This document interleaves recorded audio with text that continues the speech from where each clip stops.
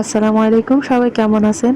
আশা করছি ভালো আছেন। আমিও আলহামদুলিল্লাহ আপনাদের দোয়ায় ভালো আছি। আরো একটি নতুন ব্লগ ভিডিও দেখার জন্য আপনাদের সবাইকে স্বাগত। ভিডিওর শুরুতে আমি আপনাদের কাছে একটা জিনিস জানতে চাইবো যে আমার ভিডিওগুলো আপনারা যে ওয়াচ করেন ঠিক কেমন লাগে। যদি ভালো লেগে থাকে তাহলে ছোট বোন হিসাবে এই বোনের পেজের পাশে থাকবেন এবং চ্যানেলটা সাবস্ক্রাইব করে রাখবেন। যে যেইখান থেকে ভিডিওটা দেখছেন অবশ্যই কিন্তু কমেন্ট করতে ভুলবেন না।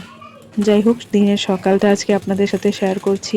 তার বেশি কিছু আজকে দেখাবো না, কারণ আপনারা একটা লং ভিডিও দেখতে গেলে অনেক বোরিং হয়ে যাবেন, আর বোরিং হয়েও যেন হয়তোবা আমার পুরোটা ভিডিও আপনারা ওয়াচ করেন না। এটা একটা বাজে ইফেক্ট ফেলে আমার চ্যানেল অথবা আমার পেজের উপর। এই জন্য আমি ভিডিও সবসময় শর্টকাট রাখার চেষ্টা করি। লং ভিডিওটা আমি সবসময় কন্টিনিউ রাখার চেষ্টা করি। মাঝে মধ্যে ইরেগুলার হয়ে যায়, যেমন আজকে দিলাম গতকালকে দেইনি, এরকমটা হয়। যাই হোক, এদিকে আমি সকালবেলা আমার ছেলে মেয়ের নাস্তাটাকে রেডি করতেছি। প্রচুর পরিমাণে চিজ দেওয়া, এভাবে আমি প্রায়ই খাওয়াই ওদেরকে, কারণ একটু স্বাস্থ্যটা যেন বাড়ে এই জন্য। আর কি করা যায় বলেন তো, এত পরিমাণে ফ্যাট যে খাওয়াই ওদেরকে, কিন্তু ওদের স্বাস্থ্য কেন বাড়ে না আমি বুঝি না। আসলে আমার বাচ্চারা এত বেশি চঞ্চল আর অ্যাক্টিভ থাকে, সারাটা দিন ওরা দুষ্টুমি করে, একমাত্র ঘুম ছাড়া ওরা স্থিরভাবে একটা জায়গায় বসতেও পারে না, দাঁড়াইতেও পারে না। এই জন্য হয়তোবা ওদের মানে যাই খায় না কেন সবগুলা খাবারই ওদের শরীরে আসলে বার্ন হয়ে যায়।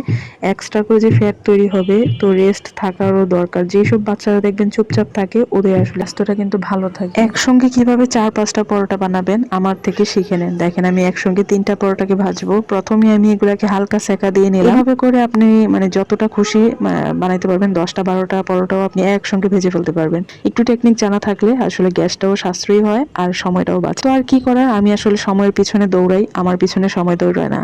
আর দেখেন, নিজেকে যতই কন্ট্রোল করি না কেন, জিহ্বা কিন্তু মানে না।